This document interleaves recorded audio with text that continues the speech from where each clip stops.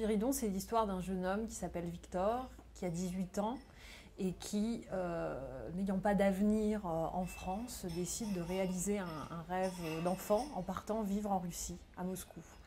Là-bas, il va découvrir une capitale extrêmement dure, une vie effroyable par certains aspects, et son salut va lui venir d'une rencontre fantastique avec une vieille femme tzigane qui va lui présenter des êtres très particuliers qu'on appelle des spiridons.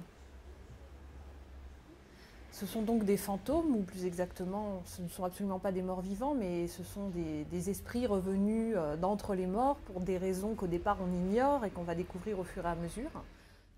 Certains viennent du XVIe siècle, d'autres du début du XXe siècle. On trouve une jeune femme, par exemple, Viviane, qui est morte à la fin du XIXe siècle, un peintre russe qui a vécu au temps de Catherine II, une femme espagnole qui est morte à la fin du XXe siècle.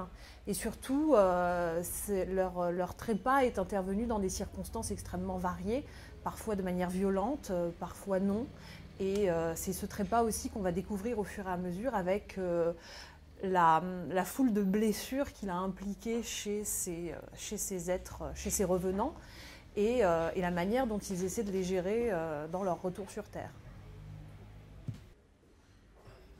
On peut imaginer une suite aux aventures des Spiridons dans la mesure où l'intrigue, les lecteurs le verront, n'est pas complètement fermée à la fin de ce livre. Et surtout, j'ai eu envie de créer un univers assez foisonnant avec des adjuvants, des opposants, un héros qui a subi un véritable apprentissage et puis des êtres qui sont loin d'avoir livré tous leurs secrets. Du coup, c'est vrai que j'imagine volontiers une suite des aventures pour Victor et pour ses Spiridons.